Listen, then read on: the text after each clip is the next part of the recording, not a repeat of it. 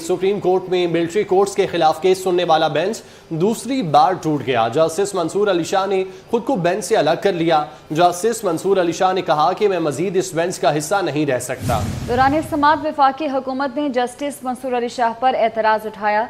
Attorney general ने कहा कि मुझे हिदायत है कि जस्टिस मंसूर अली शाह बेंच का हिस्सा ना हो, जिस पर चीफ जस्टिस पाकिस्तान ने रिमार्क्स दिए कि आपकी मर्जी से बेंच नहीं बनाया जाएगा। जिस जज पर एतराज़ उठाया जा रहा है उनकी अहलियत पर किसी को शक नहीं। हुकूमत ने पहले भी इस किस्म के एतराज़ात उठाए हैं। हमें बदनाम ना किया जाए। क्या हम वज़ीर आज़म को बुलाकर पूछें कि क्यों एक जज पर हुकूमत कभी हमें खम ख्याल जजिस का ताना देती है। कभी कहा जाता है कि बेंच दुरुस्त नहीं बनाया गया। एतराज़ किया कि हमने हुकूमत की बहुत सी बातों को बर्दाश्त किया। अदालती अमले के मुताबिक केस की समाअत 11 बजे तक मुलतवी कर दी गई। सुप्रीम कोर्ट में मिलिट्री कोर्ट्स के खिलाफ केस सुनने वाला बेंच दूसरी बार टूट गया। जस्टिस मंसूर अली शाह ने खुद को बेंच से अलग कर लिया। जस्टिस मंसूर अली शाह ने कहा कि मैं मजीद इस बेंच का हिस्सा नहीं रह सकता। दौरान समाअत वफाकी हुकूमत ने जस्टिस मंसूर अली शाह पर एतराज़ उठा दिया। अटॉर्नी जनरल ने कहा कि मुझे हिदायत है जस्टिस मंसूर अली शाह बेंच का हिस्सा ना हो, जिस पर चीफ जस्टिस पाकिस्तान ने रिमार्क्स दिए। आपकी मर्जी से बेंच नहीं बनाया जाएगा। जिस जज पर एतराज़ उठाया जा रहा है उसकी अहलियत पर किसी को शक नहीं। हुकूमत ने पहले भी इस किस्म के एतराज़ात उठाए।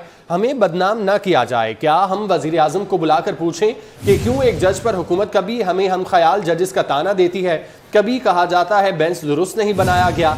एतराज़ किया हमने हुकूमत की बहुत सी बातों को बर्दाश्त किया। अदालती अमले के मुताबिक केस की मज़ीद समाअत 11 बजे होगी। केस की मज़ीद समाअत अब 11 बजे होगी। सुप्रीम कोर्ट में मिलिट्री कोर्ट्स के खिलाफ केस सुनने वाला बेंच दूसरी बार टूटा है।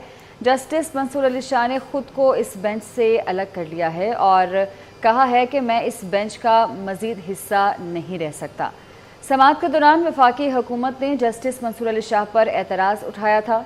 अटॉर्नी जनरल ने कहा कि मुझे हिदायत है कि जस्टिस मंसूर अली शाह बेंच का हिस्सा ना हो, जिस पर चीफ जस्टिस पाकिस्तान ने बरहमी का इजहार किया और रिमार्क्स दिए कि आपकी मर्जी से बेंच नहीं बनाया जाएगा। जिस जज पर आपको एतराज़ है उनकी अहलियत पर किसी को शक नहीं है। उन्होंने मज़ीद कहा कि हुकूमत ने पहले भी इस किस्म के एतराज़ात उठाए हैं। हमें बदनाम ना किया जाए। क्या हम वज़ीर आज़म को बुलाकर पूछें कि क्यों एक जज पर एतराज़ उठाया जा रहा है। अमानत कशकोरी हमारे नुमाइंदे हमारे साथ मौजूद हैं, उनसे तफसीलात जानते हैं। अमानत, बताइएगा होने वाली जो समाअत है इसके दौरान मज़ीद क्या बातचीत हुई है? जी, सुप्रीम कोर्ट में मिलिट्री कोर्ट ने सिविलियंस के ट्रायल के खिलाफ केस सुनने वाला जो लार्जर बेंच है ये दूसरी मरतबा टूटा है। इससे कबल 9 रुकनी लार्जर बेंच तश्कील दिया गया था चीफ जस्टिस पाकिस्तान की जानिब से, जिसमें नामजद चीफ जस्टिस काजी फैज़ ईसा और जस्टिस सरदार तारिक मसूद ने बेंच में बैठने से माजरत की थी और प्रैक्टिस एंड प्रोसीजर एक्ट के केस में फैसले तक किसी भी बेंच का हिस्सा बनने से माजरत की थी, जिसके बाद 7 रुकनी लार्जर बेंच तश्कील दिया गया था। आज 7 रुकनी लार्जर बेंच ने केस की समाअत करना थी। ताहम केस की समाअत का आगाज़ हुआ तो अटॉर्नी जनरल रोस्टम पर आए। उनकी जानिब से ये कहा गया कि वफाकी हुकूमत ने यह हिदायत की है कि जस्टिस मंसूर अली शाह इस बेंच में ना बैठे, क्योंकि जस्टिस मंसूर अली शाह एक दरख्वास्त गुजार साबिक चीफ जस्टिस जवाद ख्वाजा के करीबी रिश्तेदार है और रिश्तेदारी की वजह से मफादात का टकराव सामने आ सकता है। इसलिए जस्टिस मंसूर अली शाह को बेंच से अलग हो जाना चाहिए। जिस पर जस्टिस मंसूर अली शाह का कहना था कि मैंने पहली समाअत पर ही ये पूछा था कि अगर मुझ पर एतराज़ है तो बता दिया जाए, क्योंकि मैं जस्टिस जवाद ख्वाजा का रिश्तेदार हूँ और मैं खुद इस बेंच में नहीं बैठना चाहता था। एतराज़ के बारे में पूछा था। अगर आज हुकूमत एतराज़ कर रही है तो मैं आज भी बेंच से अलग हो जाता हूँ।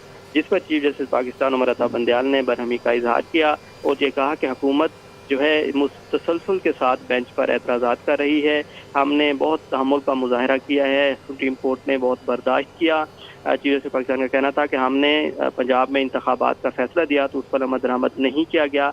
हालांकि 90 रोज़ पर हुकूमत ने एतराज़ नहीं किया, लेकिन बेंच की तश्कील पर एतराज़ किया गया और हमें ये ताने दिए जाते हैं कि हम ख्याल जो जजेस हैं वो बैठते हैं और हम ख्याल जजेस का बेंच बनाया जाता है। चीफ जस्टिस पाकिस्तान का कहना था कि सुप्रीम कोर्ट ने तहम्मुल का मुजाहरा किया और जिन्होंने इंतखाबात के फैसले पर अमल नहीं किया हमने उनके खिलाफ कोई एक्शन नहीं लिया, ना ही उनको सज़ा दी है। चीफ जस्टिस पाकिस्तान का कहना था कि हमारे पास छड़ी नहीं है कि हम उससे अमल दरामद कराएं, लेकिन दीगर लोगों के पास छड़ी है, लेकिन वो किस हैसियत में उस छड़ी का इस्तेमाल कर रहे हैं, क्या अखलाकी जवाज़ है उनके पास कि वो अपनी छड़ी को इस्तेमाल करके सुप्रीम कोर्ट को दबाव में लाने की कोशिश कर रहे हैं। चीफ जस्टिस पाकिस्तान का कहना था कि ये हम समझते हैं ये ऐसा वक्त है जिसमें सबको एक कदम पीछे हटना चाहिए। चीफ जस्टिस पाकिस्तान ने अटॉर्नी जनरल से मुकालमा करते हुए कहा कि आप एक बाकिरदार और अच्छे वकील हैं, आपसे ये तवक्को नहीं थी कि आप इस स्टेज पर आकर एतराज़ उठाएंगे। सुप्रीम कोर्ट को बार बार पार्लियामेंट में तनकीद का निशाना बनाया जाता है, जिस पर अटॉर्नी जनरल का कहना था कि मैं ज़ाती तौर पर किसी जज पर एतराज़ नहीं उठा रहा, बल्कि हुकूमत ने हिदायत की है, इसलिए मैंने एतराज़। तो अभी जो है बेंच टूट गया और दोबारा 11 बजे बेंच वापस अब 11 बजे दोबारा से समाप्त होगी। बहुत शुक्रिया आपका हमारे